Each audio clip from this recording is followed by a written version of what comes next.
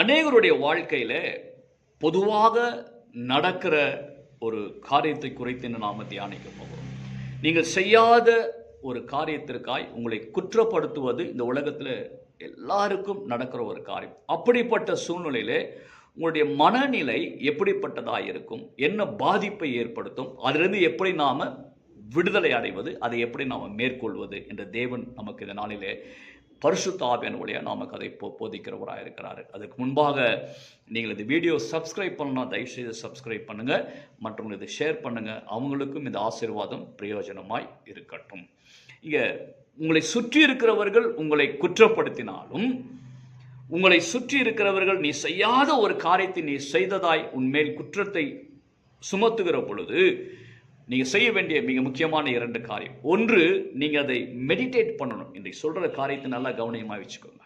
ஒன்று, நான் என்னுடைய மனசாட்சிக்கு நான் உத்தமமாக இருக்கிறேன்.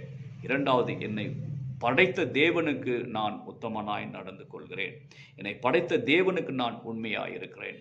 என் மனசாட்சிக்கு நான் உண்மையாக. அவர்கள் உங்களை குற்றப்படுத்துகிற பொழுது, உடனே நீங்கள் செய்யாத காரியத்தை குற்றப்படுத்துகிற பொழுது, உங்களுடைய மனசாட்சியில் இதை நீங்கள் செய்கிற பொழுது உங்களுக்குள்ள பயம் ஏற்படாது. நீங்கள் ஒரு காலம் அவர்களுக்கு நீங்கள் பணிந்து போக மாட்டீங்க. ஆமாம், நீங்கள் உங்களுடைய மனசாட்சியில், என்னுடைய மனசாட்சிக்கு நான் உண்மை உள்ளவனாக இருக்கிறேன், என்னை படைத்த தேவனுக்கு நான் உண்மை உள்ளவனாக இருக்கிறேன். ஏன் இந்த காரியங்கள் உங்களுக்கு ஏற்படுகிறது? உங்களை சூழ்ந்து இருக்கிறவர்கள் உங்களை பயத்துக்குள் கொண்டு வந்து உங்களை பணிய வைக்க வேண்டும் என்கிற ஒரு துன்மார்க்கமான கூட்டம் அப்படிப்பட்ட காரியங்களை செய்யும். அவைதான் கர்த்தர் சொல்றாரு இங்க நீதிமொழிகள் 2ஆம் அதிகாரம் 20ஆம் வசனத்தில் நாம் எப்படியாக வாசிக்கிறோம். நீ நல்லவர்களின் வழியிலே நடந்து நீதிமான்களின் பாதையை காத்துக்கொள் என்று வேதத்தில் வாசி. நீ நல்லவருடைய வழியில நடந்து நீதிமானுடைய பாதையை காத்துக்கொள். நீதிமானுடைய பாதை என்ன? கர்த்தருடைய வழி. கர்த்தருடைய வழி ஜீவனுள்ள வழி. கர்த்தருடைய வழி உங்களுக்கு பயத்தை கொடுக்காது. நீங்கள் துன்மார்க்கருக்கு நீங்கள் பணிந்து போக தேவையில்லை.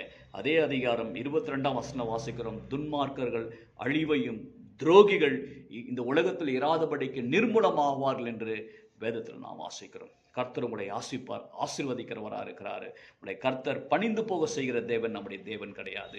உங்களை பயப்படும்படியாக செய்கிற தேவன் இல்லை, உங்களுக்கு தைரியத்தை கொடுக்கிற தேவன். நீங்கள் உங்களுக்கும் கர்த்தருக்கும் உண்மையாக இருங்க. நீங்கள் யாருக்கும் பணிந்து போக தேவையில்லை. God bless you my dear friend. God plus.